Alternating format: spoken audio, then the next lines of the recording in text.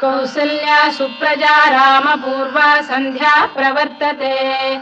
उत्तिष्ठ नरशार्दूल कर्तव्यं दैवमान्धिकम् कौसल्या सुप्रजा रामपूर्वा सन्ध्या प्रवर्तते उत्तिष्ठ नरशार्दूल कर्तव्यं दैवमान्धिकम् उत्तिष्ठोत्तिष्ठ गोविन्द उत्तिष्ठ गरुडध्वज उत्तिष्ठ कमलाकान्ता त्रैलोक्यं मङ्गलं कुरु उत्तिष्ठोत्तिष्ठ गोविन्द उत्तिष्ठ गरुडध्वज उत्तिष्ठ कमलाकान्ता त्रैलोक्यं मङ्गलं कुरु मातः समस्त जगतां मधुकैटभारे वक्षो विहारिणि मनोहर दिव्यमूर्ते श्रीस्वामिनि श्रुत जनप्रियदानशीले श्रीवेङ्कटेश दयिते तव सुप्रभातम् मातः समस्त जगतां मधुकैटभारे वक्षो विहारिणि मनोहर दिव्यमूर्ते श्रीस्वामिनि श्रुत जनप्रियदानशीले श्रीवेङ्कटेश दयिते तव सुप्रभातम् तव सुप्रभातमरविन्दलोचने भवतु प्रसन्नमुखचन्द्रमण्डले विधिशङ्करेन्द्रवनिताभिरर्चिते वृषशैलनाथ दयिते दयानिधे अत्र्यादिसप्तऋषयः समुपास्य सन्ध्याम् आकाशसिन्धुकमलानि मनोहराणि आदाय पादयुगमर्चयितुम् प्रपन्नाः शेषाद्रिशेखर विभो तव सुप्रभातम् पञ्चाननाब्ज भव षण्मुखवासवाद्याः त्रैविक्रमादिचरितम् विबुधास्तुवन्ति भाषापतिः पठति वासरशुद्धिमारात् शेषाद्रिशेखर विभो तव सुप्रभातम् ईषत्प्रफुल्ल सरसीरुहनारिकेलपूगद्रुमादिसुमनोहर पालिकानाम् आवाति मन्दमनिलः सह दिव्यगन्धैः शेषाद्रिशेखर विभो तव सुप्रभातम् उन्मील्य नेत्रयुगमुत्तम पञ्जरस्थाः पात्रावशिष्ट कदलीफलपायसानि भुक्त्वा सलीलमथकेलिशुकाः पठन्ति शेषाद्रिशेखर विभो तव सुप्रभातम् तन्त्री प्रकर्ष मधुरस्वनया विपञ्च गायत्यनन्दचरितम् तव नारदोऽपि भाषा समग्रमसहृत्करचाररम्यम् शेषाद्रिशेखर विभो तव सुप्रभातम् भृङ्गावळी च मकरन्दरसानुविद्ध झङ्कारगीतनिनदैः सह सेवनाय वीर्यात्युपान्त सरसी कमलोदरेभ्यः शेषाद्रिशेखर विभो तव सुप्रभातम् योषा गणेन वरदध्नि विमथ्यमाने घोषालयेषु दधिमन्थन तीव्र घोषाः रोषात् कलिम् विदधते ककुभश्च कुम्भाः शेषाद्रिशेखर विभो तव सुप्रभातम् पद्मेश मित्र शतपत्र गतालिवर्गाः हर्तुम् श्रियम् कुवलयस्य निजाङ्गलक्ष्म्या भेरी निनादमिव बिभ्रति तीव्रनादम् शेषाद्रिशेखर विभो तव सुप्रभातम् श्रीमन्नभीष्टवरदाखिल लोकबन्धो श्री श्रीनिवास जगदेकदयैक सिन्धो श्रीदेवतागृह भुजान्तल दिव्यमूर्ते श्रीवेङ्कटाचलपते तव सुप्रभातम् श्रीमन्नभीष्टवरदाखिल लोकबन्धो श्री श्रीनिवास जगदेकदयैक सिन्धो श्रीदेवतागृह भुजान्तर दिव्यमूर्ते श्रीवेङ्कटाचलपते तव सुप्रभातम् श्रीस्वामि पुष्करिणिकाप्लव निर्मलाङ्गाः श्रेयोर्थिनो हर विरिञ्च सनन्दनाद्याः द्वाये वसन्ति वरवेत्र हतोत्तमाङ्गाः श्रीवेङ्कटाचलपते तव सुप्रभातम् श्रीशेषशैल गरुडाचल वेङ्कटाद्रिनारायणाद्रिवृषभाद्रिविषाद्रिमुख्याम् आख्याम् त्वदीय वसतेरनिशं वदन्ति श्रीवेङ्कटाचलपते तव सुप्रभातम् सेवा परा शिव सुरेश कृशानुधर्म रक्षोऽम्बुनाथ पवमान धनाधिनाथाः बद्धाञ्जलि प्रविलसन् निज शीर्षदेशाः श्रीवेङ्कटाचलपते तव सुप्रभातम् घाटीषु देवि खगराज मृगाधिराज नागाधिराज गजराज हयाधिराजाः स्वस्वाधिकार महिमाधिकमर्थयन्ते श्रीवेङ्कटाचलपते तव सुप्रभातम् सूर्येन्दुभौम बुधवाक्परिकाव्य सौरि स्वर्भानुकेतु दिविषत्परिषत्प्रधानाः त्वद्दासदास चरमावधिदासदासाः श्रीवेङ्कटाचलपते तव सुप्रभातम् त्वत्पादधूलिभरितस्फुरितोत्तमाङ्गाः स्वर्गापवर्गनिरपेक्ष निजान्तरङ्गाः कल्पागमाकलनयाकुलताम् लभन्ते श्रीवेङ्कटाचलपते तव सुप्रभातम् त्वद्गोपुराग्रशिखराणि निरीक्षमाणाः स्वर्गापवर्गपदवीम् परमाम् श्रयन्तः मर्त्या मनुष्य भुवने मतिमाश्रयन्ते श्रीवेङ्कटाचलपते तव सुप्रभातम् श्रीभूमिनायक दयादिगुणामृताब्धे देवादिदेव जगदेक शरण्यमूर्ते श्रीमन्ननन्त गरुडादिभिरर्चिताङ्घ्रे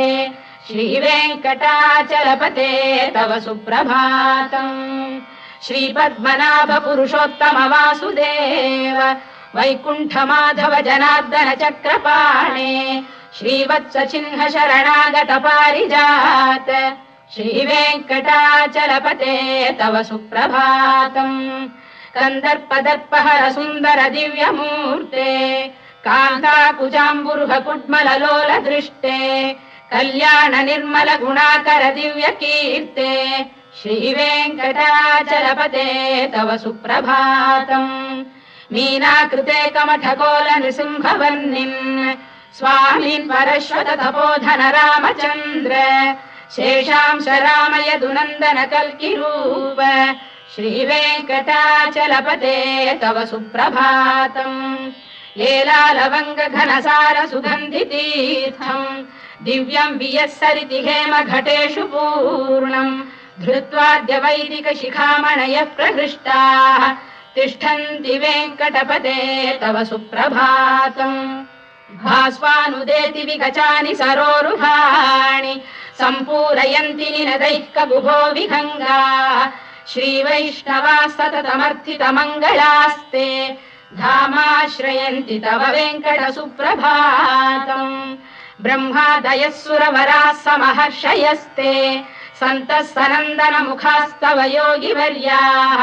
धामान्तिके तव हि मङ्गलवस्तु हस्ताः श्रीवेङ्कटाचलपते तव सुप्रभातम् लक्ष्मीनिवास निरवद्य गुणैक सिन्धो संसार सागर समुत्तरणैक सेतो वेदान्त वेद्य निज वैभव भक्त भोग्य श्रीवेङ्कटाचलपते तव सुप्रभातम् लक्ष्मीनिवास निरवद्य गुणैक सिन्धो संसार सागर समुत्तरणैक सेतो वेदान्त वेद्य निज वैभव भक्त भोग्य श्रीवेङ्कटाचलपते तव सुप्रभातम् इत्थम् वृषाचलपतेरिह सुप्रभातम् ये मानवाः प्रतिदिनम् पठितुम् प्रवृत्ताः तेषाम् प्रभात समये स्मृतिरङ्गभाजाम् प्रज्ञाम् परार्थ सुलभाम् परमाम् प्रसूते इत्थम् वृषाचलपतेरिह सुप्रभातम् ये मानवाः प्रतिदिनम् पठितुम् प्रवृत्ताः तेषाम् प्रभात समये स्मृतिरङ्गभाजाम् प्रज्ञाम् परार्थ सुलभाम् परमाम् प्रसूते कमलाकुच चूचुक कुङ्कुमतो नियतारुणितातुल नीलतनो कमलायतलोचन लोकपते विजयी भव वेङ्कटशैलपते कमलाकुच चूचुक कुङ्कुमतो नियतारुणितातुल नीलतनो कमलायतलोचन लोकपते विजयी भव वेङ्कटशैलपते सचतुर्मुख षण्मुख पञ्चमुख प्रमुखाखिल दैवत मौलिमणे शरणागतवत्सलसारनिधे परिपालय मां वृषशैलपते अतिवेलतया तव दुर्विषहैरनुवेलकृतैरपराधशतैः हरितं त्वरितं वृषशैलपते परया कृपया परिपाहि हरे अधिवेङ्कटशैलमुदारमतेर्जनताभिमताधिकदानरतात् परदेवतया गदितान्निगमै कमलादयितान्न परं कलये कलवेणुरवावशगोपवधूशरकोटिवृता स्मरकोटिसमात् प्रतिवल्लविकाभिमतात् सुखदात् वसुदेवसुतान्न परं कलये अभिराम गुणाकरदाशरथे जगदेकधनुर्धर धीरमते रघुनायक राम रमेश विभो वरदो भवदेव दया जलधे अवनीतनया कमनीयकरं रजनीकर चारुमुखाम्बुरुहम् रजनीचर राजतमो मिहिरं महनीयमहं रघुराममये सुमुखं सुहृदं सुलभं सुखदं स्वनुजं च सुखायममोघशरम् अपहाय रघुद्वहमन्यमहं न कथञ्चन कञ्चन जातु भजे विना वेङ्कटेशं ननाथो ननाथः सदा वेङ्कटेशं स्मरामि स्मरामि हरे वेङ्कटेश प्रसीद प्रसीद प्रियं वेङ्कटेश प्रयच्छ प्रयच्छ विना वेङ्कटेशं ननाथो ननाथः सदा वेङ्कटेशं स्मरामि स्मरामि हरे वेङ्कटेश प्रसीद प्रसीद प्रियं वेङ्कटेश प्रयच्छ प्रयच्छ अहं दूरतस्ते पदाम्भोजयुग्म प्रणामेच्छयागत्य सेवां करोमि सकृत्सेवया नित्यसेवा फलं त्वं प्रयच्छ प्रयच्छ प्रभो वेङ्कटेश अज्ञानिना मया दोषानशेषान् विहितान् हरे क्षमस्वत्वं शेषशैलशिखामणे अज्ञानिना मया दोषानशेषान् विहितान् हरे क्षमस्वत्वं शेषशैलशिखामणे ईशानां जगतोऽस्य वेङ्कटपतेर्विष्णोः परां प्रेयसीं तद्वक्षस्थलनित्यवासरसिकां तत्क्षान्तिसंवर्धिनीं पद्मालङ्कृतपाणिपल्लवयुगां पद्मासनस्थां श्रियम् वात्सल्यादिगुणोज्ज्वलां भगवतीं वन्दे जगन्मातरम् ईशानां जगतोऽस्य वेङ्कटपतेर्विष्णोः परां प्रेयसीं तद्वक्षस्थलनित्यवासरसिकां तत्क्षान्तिसंवर्धिनीं पद्मालङ्कृतपाणिपल्लवयुगां पद्मासनस्थां श्रियम् वात्सल्यादिगुणोज्ज्वलां भगवतीं वन्दे जगन्मातरम् श्रीमन्कृपाजलनिधे कृत सर्वलोक सर्वज्ञ शक्तनतवत्सल सर्वशेषिन् स्वामिन् सुशील सुलभाश्रुत पारिजात श्रीवेङ्कटेश चरणौ शरणं प्रपद्ये श्रीमन्कृपाजलनिधे कृत सर्वलोक सर्वज्ञ शक्तनतवत्सल सर्वशेषिन् स्वामिन् सुशील सुलभाश्रुत पारिजात श्रीवेङ्कटेश चरणौ शरणं प्रपद्ये आनूपुरार्पित सुजात सुगन्धि पुष्प सौरभ्य सौरभकरौ समसन्निवेशौ सौम्यौ सदानुभवनेऽपि नवानुभाव्यौ श्रीवेङ्कटेश चरणौ शरणं प्रपद्ये सद्यो विकासि समुदित्वर सान्द्र राग सौरभ्य निर्भर सरोरुह साम्यवार्ताम् सम्यक् शुशाखसपदेषु विलेखयन्तौ श्रीवेङ्कटेश चरणौ शरणं प्रपद्ये रेखामयध्वज सुधाकलशातपद्रवज्राङ्कुशाम्बुरुहकल्पकशङ्खचक्रैः भव्यैरलङ्कृततलौ परतत्त्वचिह्नैः श्रीवेङ्कटेश चरणौ शरणं प्रपद्ये ताम्रोदरद्युतिपराजित पद्मरागौ बाह्यैर्महोभिरभिभूत महेन्द्रनीलौ उद्यन्नखांशुभिरुदस्त शशाङ्कभासौ श्रीवेङ्कटेश चरणौ शरणं प्रपद्ये सप्रेम भीति कमलाकर पल्लवाभ्याम् संवाहनेऽपि सपदिक्लममादधानौ कान्थाववाङ्मनस गोचरसौ कुमार्यौ श्रीवेङ्कटेश चरणौ शरणं प्रपद्ये लक्ष्मी महीतदनुरूप निजानुभाव नीलादि दिव्य महिषीकर पल्लवानाम् आरुण्य संक्रमणतः किल सान्द्ररागौ श्रीवेङ्कटेश चरणौ शरणं प्रपद्ये निद्यानमद्भि शिवादि किरीटकोटि प्रत्युक्त दीप्त नवरत्न महप्ररोहैः नीराजना विधिमुदारमुपादधानौ श्रीवेङ्कटेश चरणौ शरणं प्रपद्ये विष्णु पदे परम इत्युदित प्रशंसौ यौ मध्व उत्स इति भोग्यतयाप्युपातौ